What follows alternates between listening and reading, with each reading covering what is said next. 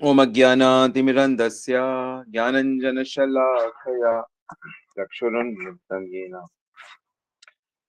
तस्मै श्रीगुरुवे नमः। श्रीचैतन्यमनोभीष्टं स्थापितं येन भूतले स्वयं रूपा कदा मया ददाति स्वपदान्तिकम्। वन्देऽहं श्रीगुरो श्रीयुतपदकमलं श्रीगुरून् वैष्णवांश्च श्रीरूपं साग्रजातं सगरे रघुनाथं विष्टं तं सजीवं साद्वैतं सावधूतं परिजन सहितं कृष्ण चैतन्य देवं श्री राधा कृष्ण पदान लघुलिता श्री विशाखान्वितं च। जय श्री कृष्ण चैतन्य प्रभु नित्यानंदा श्री अद्वैत गदाधर शिवासादि गौर भक्त वृंदा। हरे कृष्ण कृष्ण कृष्ण हरे हरे, हरे राम राम राम हरे हरे। हरे कृष्णा, सभी का बहुत बहुत स्वागत है नित्य श्रवण की कथा में। और हमारे जो शास्त्र हैं, वेद पुराण उपनिषद आदि, उनका बस एक ही लक्ष्य है कि किस प्रकार से जो जीव है वो सच्चे आनंद को प्राप्त करे। सच्चे आनंद को प्राप्त करने के लिए सबसे पहले उसको थोड़ा सा जगना होगा, समझना होगा सच्चा आनंद क्या है, झूठा आनंद क्या है, मनुष्य जन्म क्यों लेता है, मनुष्य की मृत्यु क्यों होती है। यहां तक कि भगवान की जितनी भी लीलाएं हैं वो हमारे अंतःकरण को शुद्ध करती हैं। अंतःकरण मतलब हमारा जो सूक्ष्म शरीर है, मन बुद्धि अहंकार आदि। तो मन बुद्धि अहंकार में जब अज्ञान यानी कि बहिरंगा शक्ति का प्रभाव होता है तो वो बाहर का जो हमारा शरीर है उसके सुख की चिंता करता है, उसके लिए काम करता है। बाहर का जो हमारा शरीर है, इस शरीर के जो रिश्तेदार हैं, माता पिता पत्नी बच्चे, इनके सुख के लिए कार्य करता है, इनके सुख में सुख अनुभव करता है, इनके दुख में दुख अनुभव करता है। लेकिन जैसे ही इस सूक्ष्म शरीर को, मन बुद्धि को ज्ञान प्राप्त होता है, कौन सा ज्ञान? भक्ति का ज्ञान, आध्यात्मिक ज्ञान, कृष्ण की शिक्षाएं, भगवान राम की शिक्षाएं, ये सब भगवत ज्ञान जब उसको प्राप्त होता है तब वह बाहर की इतनी परवाह ना करके आंतरिक सच्चे सुख की खोज करने लगता है। तो भगवान की सारी लीलाओं का, प्रवचन का, शिक्षाओं का जो मूल लक्ष्य है कि हमें अंदर से ठीक करना, हमारी सोच ठीक करना, हमारे मन के रोगों को ठीक करना।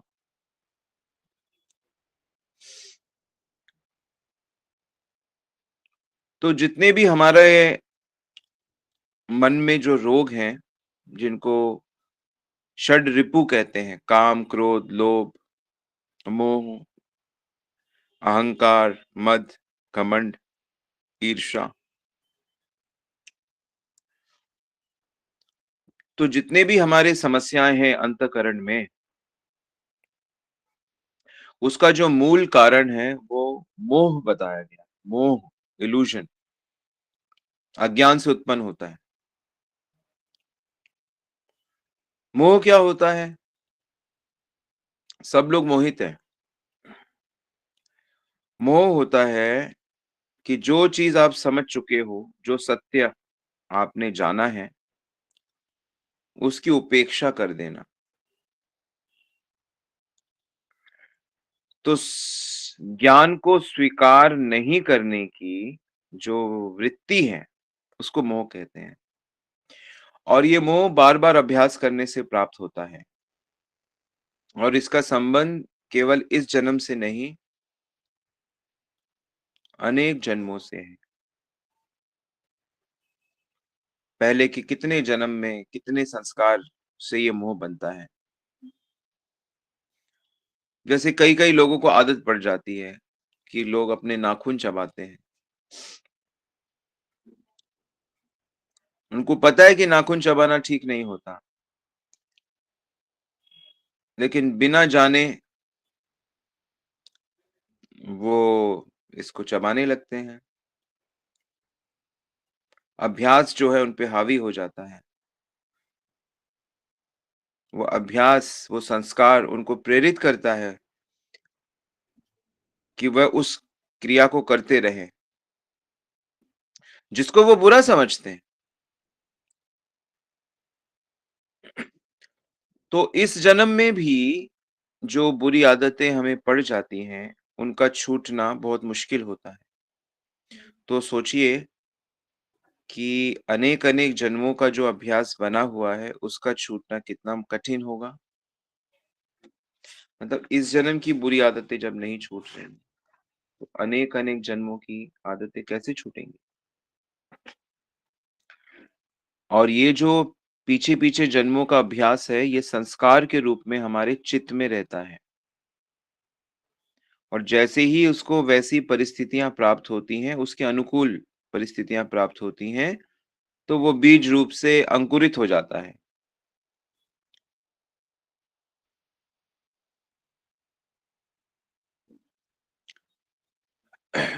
रामायण में जैसे हम देखते हैं कि तुलसीदास जी कहते हैं, मोह दश मौलि तद्भ्रांत अहंकार पाकारिजित काम विश्रामहारी। का मतलब है कि रावण के 10 सिर और 20 भुजाएं थी और भगवान राम उसको काट देते थे, लेकिन अगले ही क्षण उसका फिर से सर प्रकट हो जाता और उसकी भुजाएं फिर से प्रकट हो जाती। भगवान फिर काटते, वो फिर पैदा हो जाता था। यानी वो जो युद्ध भूमि थी, वो रावण के ही सर से और हाथों से भर गई थी, लेकिन वो फिर प्रकट हो जाते हैं। तो भगवान राम इसको देख के बड़े आश्चर्यचकित होते हैं और वो विभीषण को देखते हैं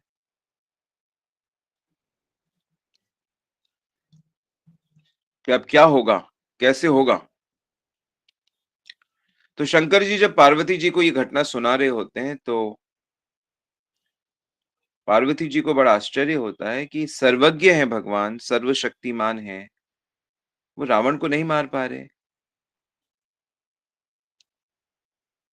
तो वास्तव में ये प्रसंग सिर्फ राम जी की लड़ाई तक ही सीमित नहीं है, बल्कि आचार्यगण हमको बताते हैं कि ये प्रसंग हमारे जीवन से इसका डायरेक्ट संबंध है।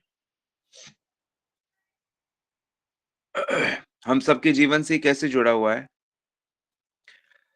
तो जब ये कहा जाता है कि भगवान सर्वशक्तिमान हैं और हर व्यक्ति के हृदय में कृष्ण बैठे हुए हैं, तो सवाल ये उठता है कि फिर भगवान हर मनुष्य के जीवन की बुराइयों को क्यों नहीं मिटा पा रहे? भगवान के होते हुए भी हमारे हृदय में लोभ, ईर्ष्या, द्वेष, क्रोध, काम सब कैसे बैठे हुए हैं?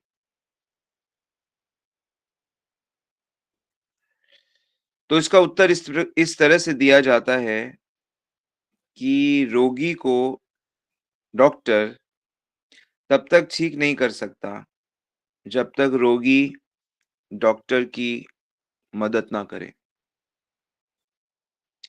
जब तक रोगी पेशेंट वैद्य के साथ सहयोग ना करे, तो ठीक नहीं कर सकता। यदि कोई रोगी है और वो डॉक्टर के आदेशों का पालन करेगा, डॉक्टर की दी हुई दवाइयों को ग्रहण करेगा, जैसा-जैसा वो बोल रहा है वैसा-वैसा करेगा, तभी तो ठीक होगा, तभी तो स्वस्थ होगा। और डॉक्टर यदि उसको बड़ी से बड़ी कंपनी की दवाई दे दे और बताए कि इसको ऐसे ग्रहण करना है, और डॉक्टर उन दवा और पेशेंट उन दवाइयों को फेंक दे, और डॉक्टर ने जिन चीज़ों को खाने से मना किया है, उनको खाने लगे, तो चाहे वो कितना ही बड़ा डॉक्टर हो, अमेरिका रिटर्न हो, रशिया रिटर्न हो, तो वो कैसे किसी को ठीक कर सकता है?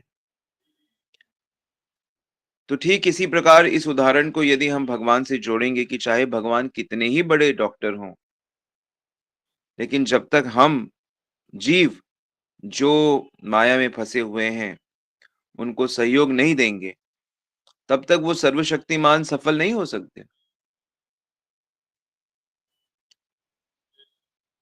तो ये बात लोगों को समझनी होगी। लोग सोचते हैं कि नहीं, भगवान कृपा कर देंगे, हम सब ठीक हो जाएँगे। भगवान कृपा करेंगे, सब मैजिक हो जाएगा। भाई, जीव की स्वतंत्रता है, हम स्वतंत्र हैं। जब तक हम ठीक नहीं होना चाहेंगे, भगवान हमें कैसे ठीक करेंगे? तो आध्यात्मिकता में यही होता है कि धीरे-धीरे जैसे-जैसे हम साधुओं का संग करते हैं, साधना करते हैं, हमें शास्त्रों का ज्ञान होता है, तो हमको ये बात समझ में आती है कि हमें ठीक होना है, हमें भगवान से मिलना है, हमें भक्ति प्राप्त करनी है।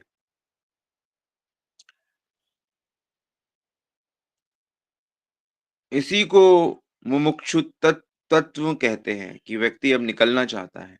ये जो इच्छा है, ये इच्छा होना भी भगवान की विशेष कृपा है वास्तव में। तो जीव बार-बार शास्त्रों का, साधुओं का संग करके इस प्रकार की इच्छा अपने भीतर उत्पन्न कर सकता है। अधिकांश मनुष्य तो यही सोचते हैं कि जो ऐश्वर्य है, धन, दौलत, स्वास्थ्य, परिवार, कुटुंब, संतान, ये प्राप्त होना ही भगवान की कृपा है।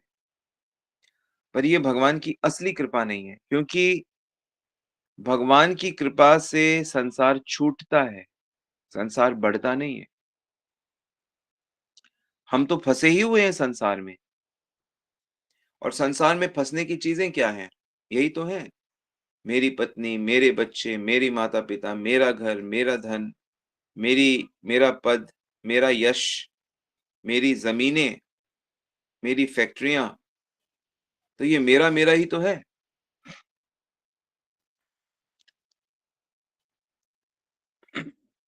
तो किस चीज़ में फँसा हुआ है मनुष्य? मोह में फँसा हुआ है। रावण जो है, वो मोह का प्रतीक है, और विभीषण को जीव मानते हैं, जीव का प्रतीक है। तो बहुत चेष्टा करने पे भी मोह नष्ट नहीं होता है, तब भगवान जीव से सहायता माँगते हैं। भगवान विभीषण से सहायता माँगते हैं, पूछते हैं, "क्यों भई?"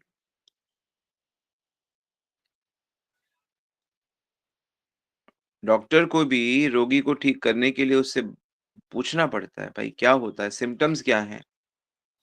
तुम्हारी प्रकृति क्या है?" रोगी अपनी प्रकृति बताता है, अपने विषय में खुद बताता है। अपने बारे में जितनी अनुभूति रोगी को होती है, डॉक्टर को थोड़ी होती है। पर जब रोगी अपनी सारी समस्याओं को भगवान के सामने रखता है, डॉक्टर के सामने रखता है, तब डॉक्टर ठीक-ठीक दवाई से उसको ठीक कर देता है। तो जब तक हम अपने को ठीक करने की हमारे अंदर ललक या बुद्धि नहीं आएगी, तब तक नहीं होगा। जब तक हम ही अपने मोह को मिटाना नहीं चाहेंगे, तो भगवान भी हमारी मदद नहीं कर सकते। नहीं तो फिर भगवान सबका मदद कब का कर चुके होते। फिर तो आप जैसे हो वैसे ही सब हैं भगवान के। फिर तो कोई भी मनुष्य, कोई भी जीव इस संसार में रहता ही नहीं, सब वैकुंठ में, गोलोक में ही रहते।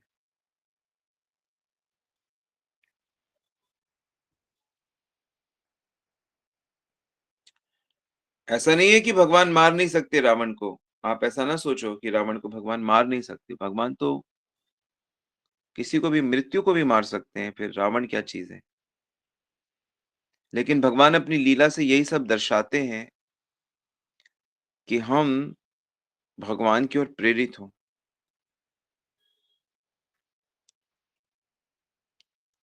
तो विभीषण जी को पता था कि रावण की मृत्यु क्यों नहीं हो रही है और क्यों उनके बार-बार सर और भुजाएँ निकल रही हैं।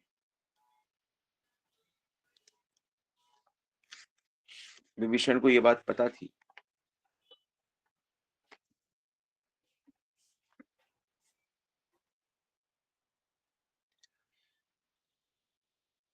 तो मनुष्यों को जो मोह होता है, धोखा, वो कोई बीमारी नहीं है।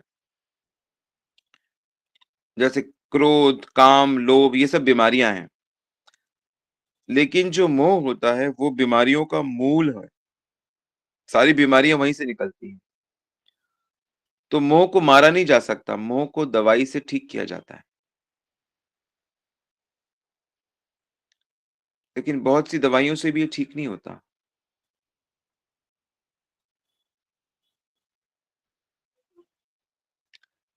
वैसे तो अगर किसी को मार दिया जाए, काट दिया जाए तो वो मर जाएगा, लेकिन मोह ऐसी चीज़ है कि काटने पे फिर पैदा हो जाता है, जैसे रावण का सर हाथ काटने पे फिर प्रकट हो जाते हैं।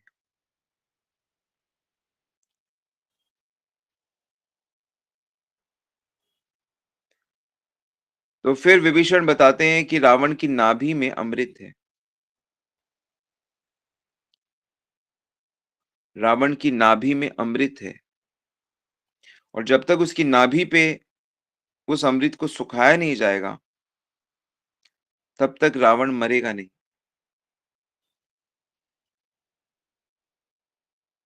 तब तक नहीं मर सकता। तो ये नाभि कुछ और नहीं है, गुरुजन बताते हैं कि वो चित्त का, हमारे चित्त का मूल केंद्र है, जहाँ पर पूर्व-पूर्व जन्मों के संस्कार इकट्ठे होते हैं। यानी हमारे मन की जड़ें हैं वो। चित्त जो होता है, वो मन की जड़ें होती हैं, वहीं से मन प्रकट होता है। असली संस्कार बीज हमारे चित्त में रहते हैं।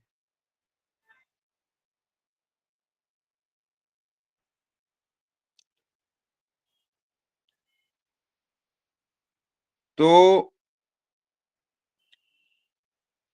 मोह की खासियत ये है कि अन्य रोग तो मन में होते हैं, पर मोह का जो निवास होता है, वो चित्त में होता है। ठीक है? इसको नोट करेंगे। काम, क्रोध, लोभ तो सब मन में होते हैं, लेकिन जो मोह होता है, उसका निवास चित्त में होता है, बहुत डीप होता है। इसलिए मन को दवाई देने पे भी, मन को ठीक लगने पे भी, मन थोड़ा आध्यात्मिक होने पे भी, जो चित्त के दोष हैं, वह नहीं मिटते। चित्त के दोषों को मिटाने के लिए वैराग्य रूपी दवाई की ज़रूरत होती है।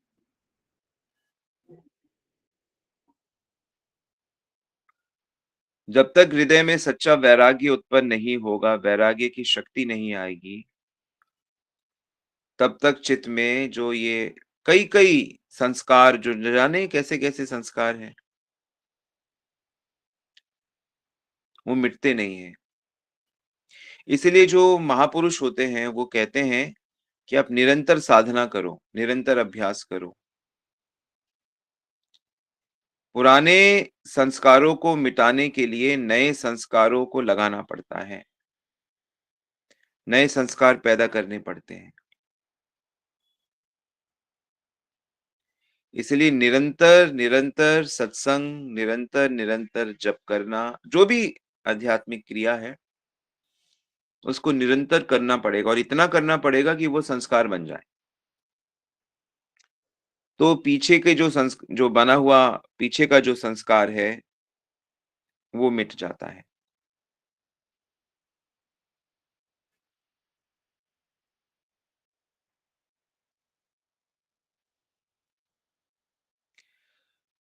तो जब कोई एक व्यक्ति बीमार होता है, तो ऐसा नहीं कि केवल वो ही दुःख पा रहा है, उसके कारण दूसरे लोगों के लिए भी समस्या खड़ी हो जाती है।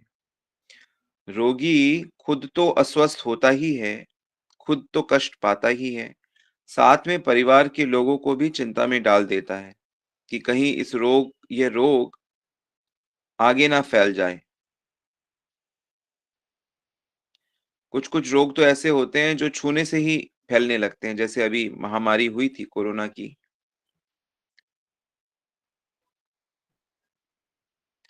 लेकिन मन के जो रोग होते हैं ना, वो भी फैलते हैं।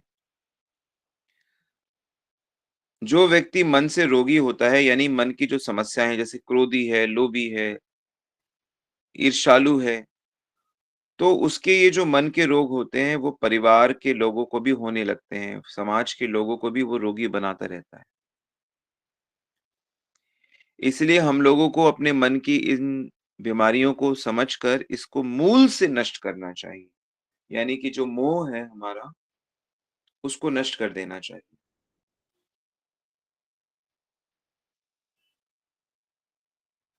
मूल से हमें अपने रोगों को नष्ट करना पड़ेगा।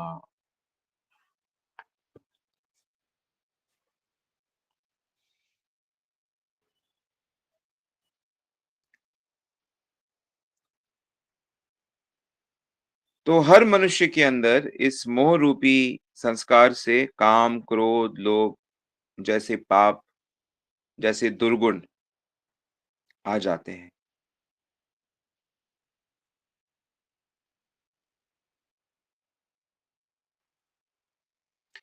काम की जो तुलना है वो साँप से करी जाती है। रा काम की तुलना किससे की जाती है? सर्प से। क्रोध की तुलना अग्नि से की जाती है, जैसे अग्नि जलाती रहती है।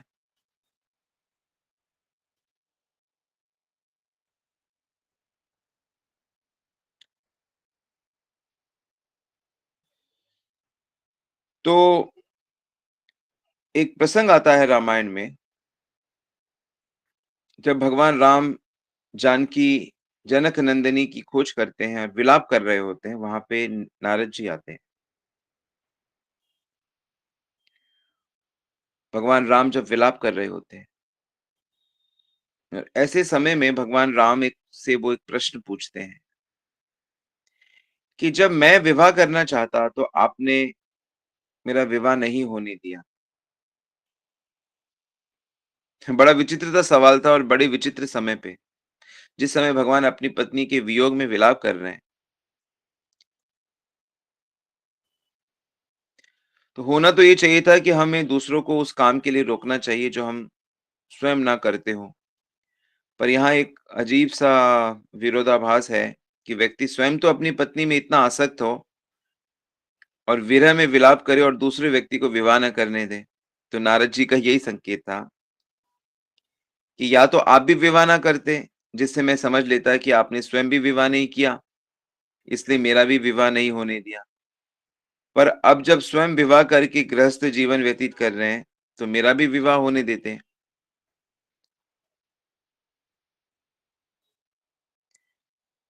या फिर उन्होंने कहा कि अरे भाई महाराज, ऐसा तो नहीं है कि जितने भी विवाह होते हैं आप उसमें बाधा देते हो। तो मैं खुश हो जाता, लेकिन आपने मेरे ही विवाह में ऐसा व्यवहार किया।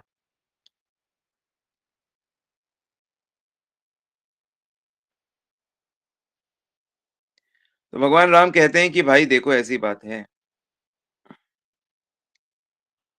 माँ के ऊपर छोटे-छोटे बच्चे चाहे जितना भी भार डालें, तो छोटे बच्चों का भार माँ को इतना लगता नहीं है।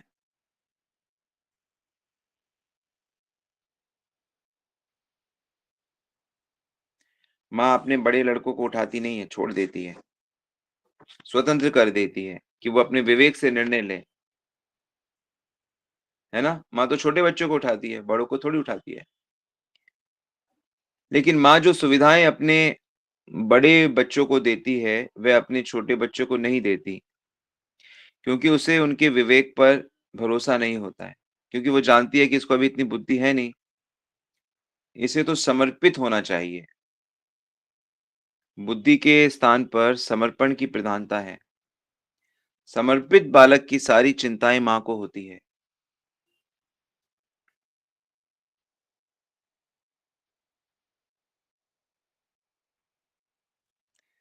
तो कोई ये पूछ सकता है कि अरे तो ये जो कमियाँ होती हैं, दुर्गुण होते हैं, क्या कुछ लोगों में होते हैं या सब में होते हैं? या कुछ में नहीं होते? तो शास्त्र कहते हैं ना, ना कि ऐसा कोई व्यक्ति नहीं है जिसमें अवगुण ना हो।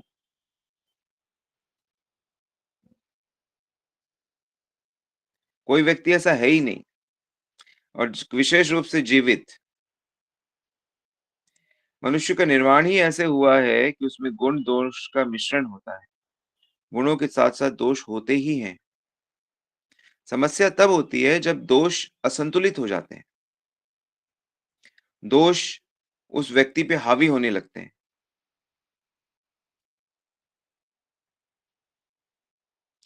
तो जो ज्ञानी लोग हैं और जो भक्त हैं, वो दोनों ही भगवान के पुत्र के समान हैं।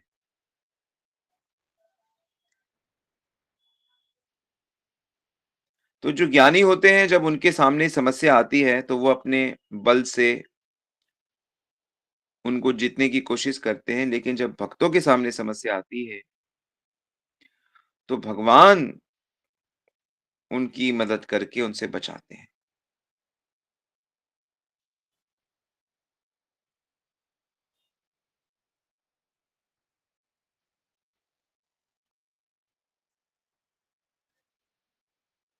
लेकिन जब भक्तों पे जब भी दिक्कत आती है, तो भगवान उसकी चिकित्सा करते हैं। इसीलिए जब भी भक्तों की कुछ इच्छाएँ पूरी ना हो,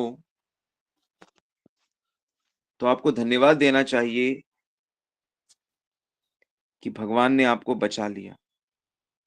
लेकिन उस समय हम लोग इतने ज़्यादा व्यथित होते हैं कि हम भगवान को दोष लगाते हैं और भगवान हँसते हैं कि भई वाह! एक तो बचाओ और देखो ये क्या कह रहा है। तो अगर इच्छाएँ पूरी हो जाती हैं और अगर इच्छाएँ पूरी नहीं होती, तो जब नहीं होती, तो वो ज़्यादा अच्छी स्थिति है भक्तों के लिए, भक्ति के लिए। जब इच्छाएँ पूरी हो जाती हैं, वो उतनी अच्छी स्थिति नहीं है क्योंकि उससे फिर लोभ पैदा होता है, उससे फिर और इच्छाएँ बढ़ती हैं। लाख रुपए आ जाएगा, तो इच्छा होगी कि करोड़ हो जाए और करोड़ हो जाएगा तो इच्छा होगी कि 10 करोड़, 100 करोड़ हो जाए।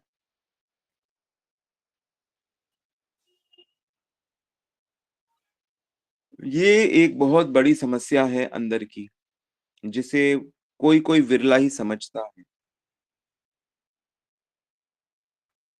अगर छोटा बच्चा आग को में हाथ डालने जाए या बिजली का करंट पकड़ने जाए तो माँ उसको रोक लेगी।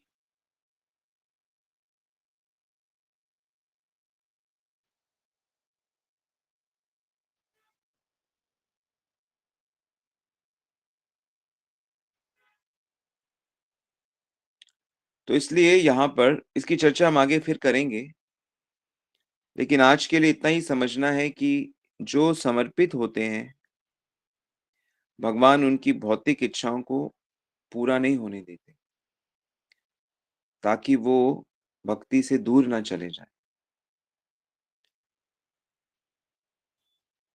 सही समय पे भगवान सब कुछ प्रोवाइड कर देते हैं। ना सिर्फ इस जन्म की बल्कि कई-कई जन्मों की इच्छाओं को भी पूरा कर देते हैं। क्योंकि आपने भगवान से दूर कहाँ जाना है, हमेशा तो भगवान साथ रहेंगे। आज से करोड़ों जन्म बाद भी भगवान हमारे साथ रहेंगे। तो इस बात के लिए बिल्कुल निश्चिंत हो जाइए कि भगवान के भक्ति करने से कोई नुकसान होने वाला है। कोई इच्छा मारी नहीं जाएगी। सही समय पे भगवान उसको इस तरह से पूरी करेंगे, जिससे हम भगवान से दूर ना जाएँ। क्योंकि बड़ी मुश्किल से हम लोग अब भगवान की तरफ चलना शुरू हुए हैं। मेबी उतने सिंसियर नहीं हैं, लेकिन हो जाएँगे। भगवान की साधना, भगवान के नाम जप करने वाले की चेतना शुद्ध हो ही जाएगी।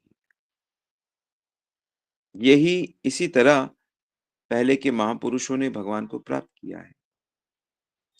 नित्यता से, नित्य भगवान की साधना करना और भगवान से कोई भी सांसारिक वस्तु की माँग या अपेक्षा नहीं करना। ओके? हरे कृष्णा। सो आज यहीं रुकते हैं, फिर कल चर्चा करेंगे। कोई प्रश्न है तो एक आध पूछ सकते हैं आप।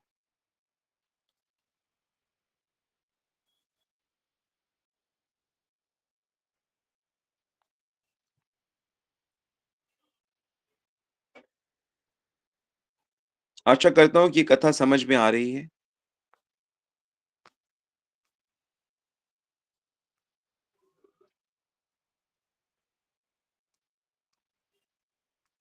हरे कृष्णा स्वामी जी। जी माताजी।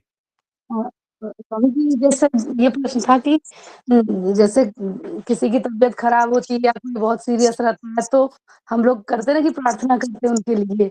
तो एक तरह से तो वो भी भौतिक ही शरीर है, तो इसको करना चाहिए हमको या दूसरे दूसरे सुखी रहें, जी। दूसरे स्वस्थ रहें, दूसरे संपन्न रहें, ऐसी प्रार्थना आप कर सकते हैं, क्योंकि अपने लिए नहीं है।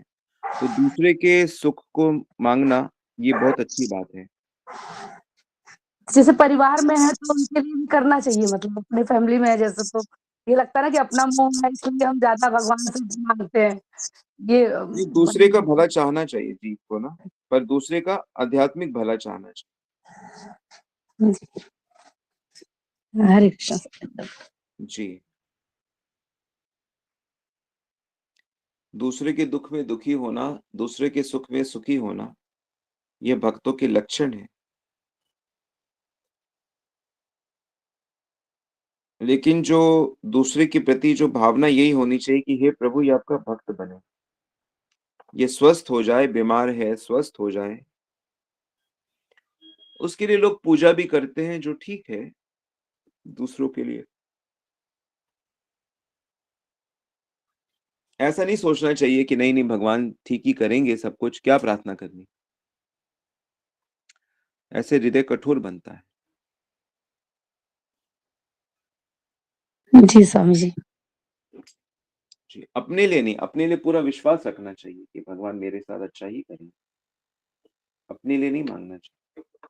जब जीव अपने लिए नहीं करता तो भगवान को उसकी ज़्यादा चिंता होती है।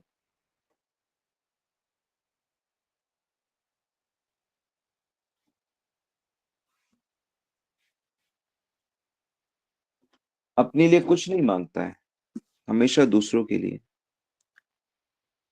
अपना तो जो भगवान जैसा देता है सुखी रहता है। और देखा जाता है कि भगवान के भक्त बहुत मज़े में रहते हैं।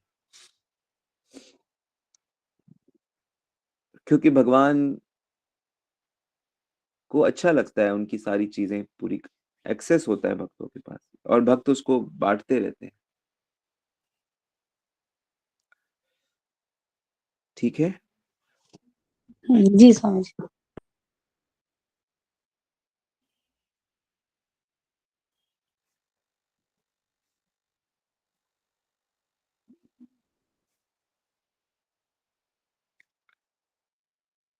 ऑलराइट, तो हम लोग यहीं रुकते हैं आज।